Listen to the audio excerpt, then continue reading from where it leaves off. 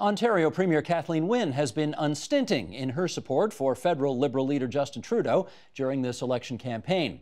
What might this do for Ontario's place in the Federation after the ballots are counted, especially if Trudeau doesn't win? Let's ask former Conservative candidate John Capobianco, also a longtime backroom party advisor. In the nation's capital, Robin Sears, former strategist and national director for the NDP. Syria Grell, former deputy director of communications for Premier Wynne. And Jim Harris, former leader of the Green Party of Canada. And as I welcome all of you here to this first week of our 10th season here on TVO, we're going to start by playing some tape. Premier of Ontario, Prime Minister of Canada, here we go. Roll it.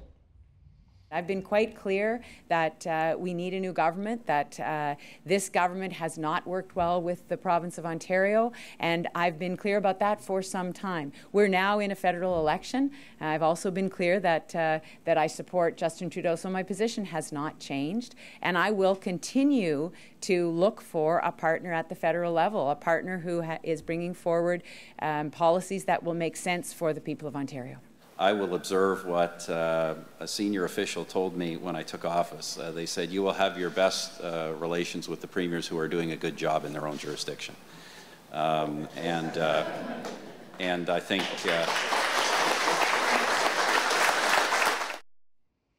as the kids would say, burn. It's amazing she doesn't like him. What's going on here, John?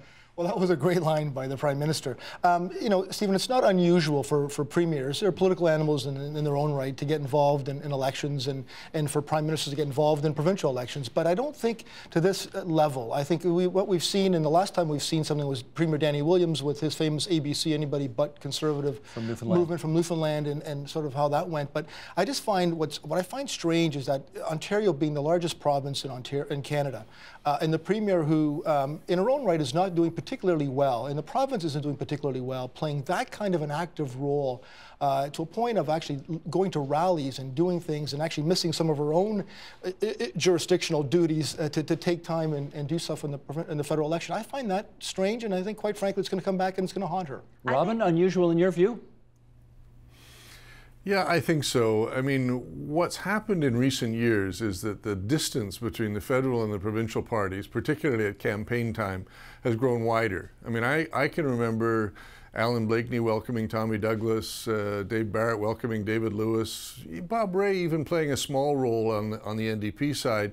But it's gotten less and less common for a very good reason, and that is you got to work with whoever wins when it's over. And I'm afraid that Ms. Wynne has, by putting all her chips on Justin Trudeau, put herself in a 1 out of 3 bet, which is perhaps not wise to begin with. But I think, secondly, there's a substantive reason why it doesn't make sense, and that is the interests of the governments at the provincial and the federal level are different. They have different needs and they have different requirements. And so to pretend that a Liberal government in Ottawa is always going to be aligned with a Liberal government in Ontario is just dumb. It isn't going to be. That's never happened. I think that a far more sensible approach for her to have taken, which 9 out of 10 premiers have taken other than her, is to say, yes, we think we need a more cooperative federal government. I hope the people of Canada make that choice. I'll wait till their decision is made. Siri? See, I think it's amazing that it's become a discussion of how she's doing. It would amaze me if she hadn't said something.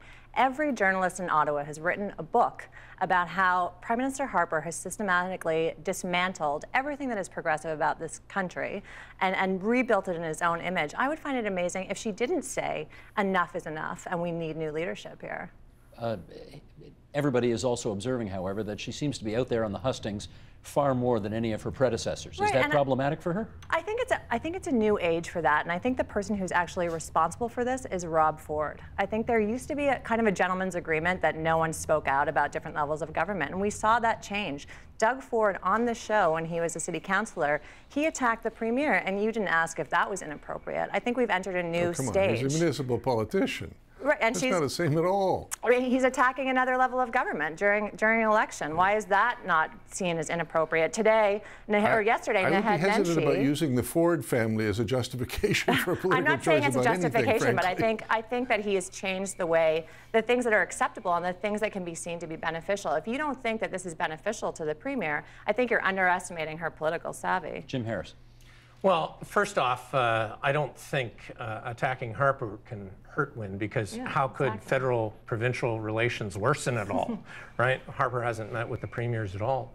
But what are the interests of Ontario? And it's not to prop up the tar sands in Alberta. I mean, Harper's party has supported subsidies to the tar sands, which has driven our dollar up and hollowed out manufacturing in Ontario.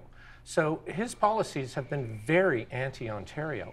And I think the poll that just came out from Nick Nanos that shows the Conservatives have fallen quite far behind the Liberals in Ontario shows that Wynne's strategy is actually working. Presumably, though, John, you do this because, as the Ontario Premier, because you think that what you say will have influence on people who vote on the 19th of October. Do we know if that's true?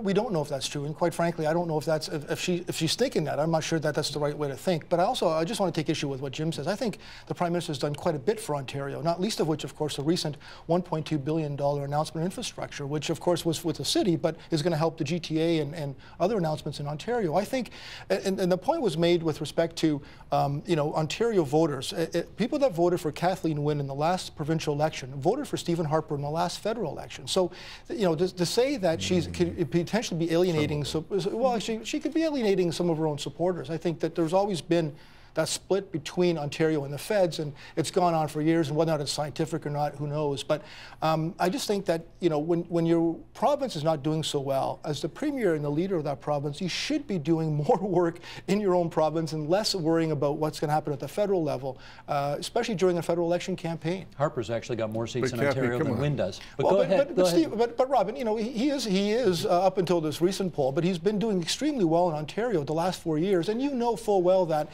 federal, provincial, the fact that these Council of Federation meetings are literally a opportunity for the province leaders and territorial leaders to actually pick on and use the day and a half to score goals on the Prime Minister. The real work gets done behind the scenes. Go ahead, Robin.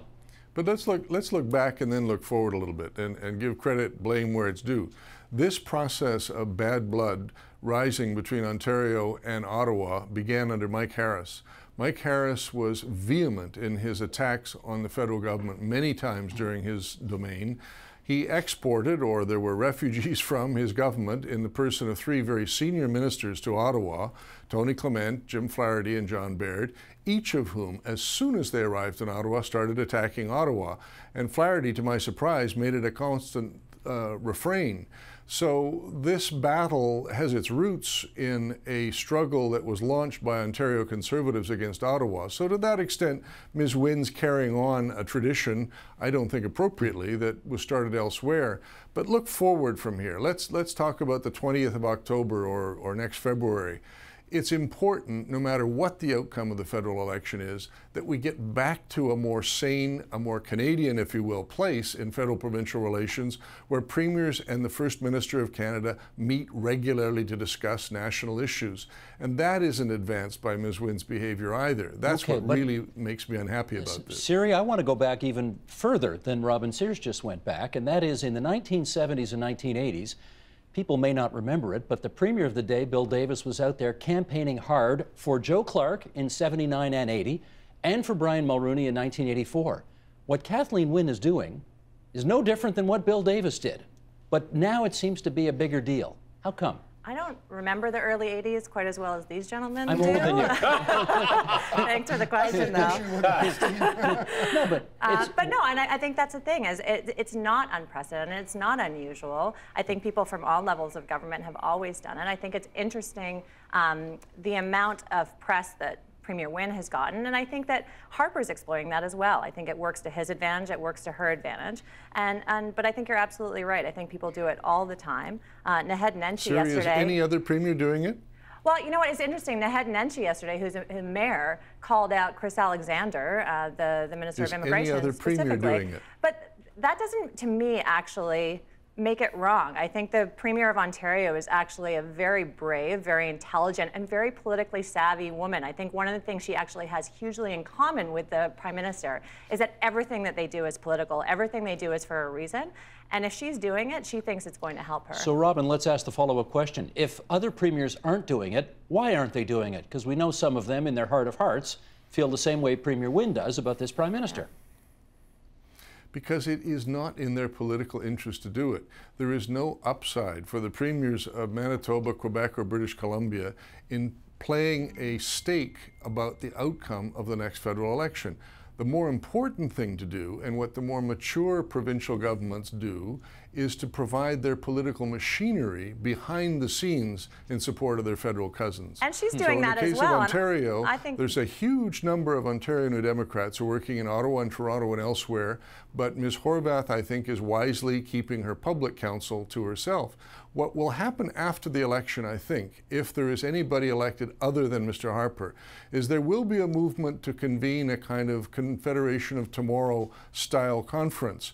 Ms. Wynne may or may not be at the center of the organizing group for that, depending on how people feel about her performance in this campaign. See, I think it's really sad, just to jump in there, I think it's really sad that we can acknowledge that other premiers can feel the same way, but we characterize it as immature for an elected leader to say what she thinks during an election. It's an important election, and she feels strongly about it. And I think that that's actually a huge sign of leadership to say, I don't care how this plays out politically. I think this is important. I think he's doing a bad job, and it's having an impact on people's lives. John. Let's look at the flip side. Let's see, does Kathleen Wynne supporting Justin Trudeau help Justin Trudeau in an election that is going to be a battleground in Ontario? Of course, every province is going to matter, but given the seat-rich Ontario, and you've got issues like sex ed, and you've got issues like the economy that could very well hurt a Justin Trudeau candidacy or the candidates within the GTA of this area. What did the Nanos poll have the Liberals at in Ontario yesterday? 38. Number one. Yeah, and Conservatives at 32, and NDP 25 trailing at 25. Yeah.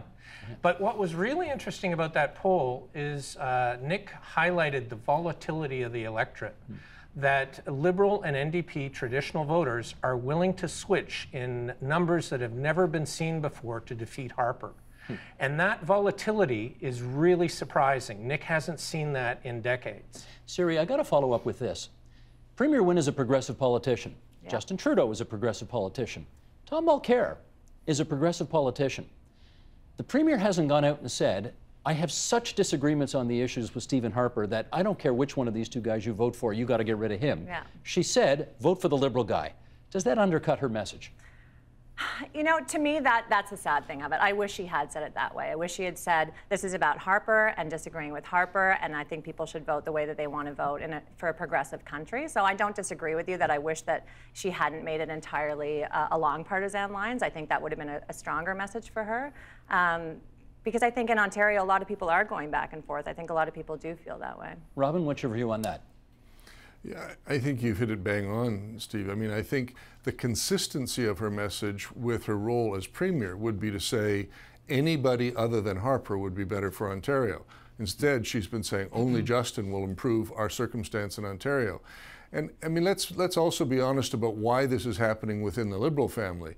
The Queen's Park Liberal Party has, since my day, hated New Democrats. Are happier, frankly, to see the fortunes of the Conservatives rise if their fingerprints aren't on it than New Democrats. And Queen's Park refugees run the Trudeau campaign.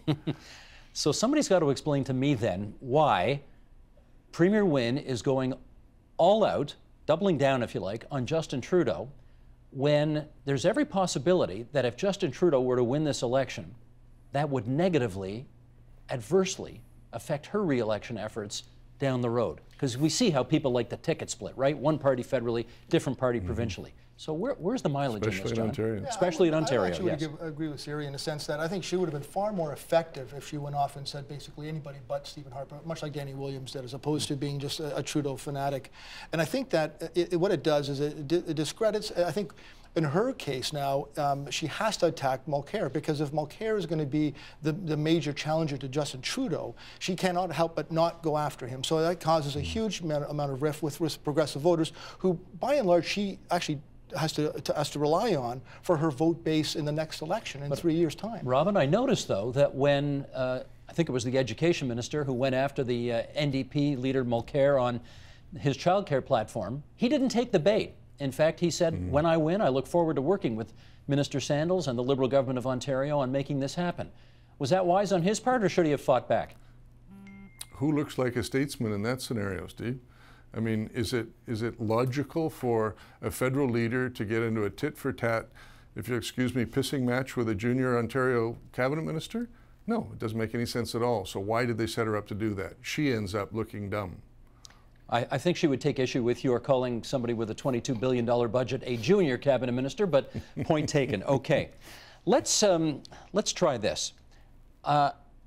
Let's assume Justin Trudeau doesn't win the election. How poisoned is this well, Siri, then, if the Premier of Ontario has to go work with either Stephen Harper or Tom Mulcair after the 19th of October? Well, I think, Jim made the point that it wasn't exactly, holding hands and gazing into each other's eyes before this happened. I don't think it could get much worse. So I don't think it'll be that problem. I think they're all grown-ups. I think they understand politics and how it works. And I think, they're going to have to keep dealing with each other. And we saw it again, with the mayor and the premier. This can happen, and people have to continue to sit down with each other and move forward. So Jim, I don't think it'll be at the end. Sorry, could the well get so poisoned as to affect relations and therefore policy advancement between the two jurisdictions? I agree with Siri. I don't think so. I think Wynne's concerned about issues in Ontario like jobs. Harper has proven to be the anti-green prime minister, promoting tar sands. We have the highest per capita greenhouse gas emissions of any country in the world. Why are we subsidizing climate change when we have deficits? 1 million children in Canada live in poverty, and we're giving $2 billion to tar sands companies that are foreign owned. So, the policies of the Harper government have really favored Alberta and hurt Ontario. So I think it's incumbent upon a premier to speak out about these issues. Her job is to represent Ontario.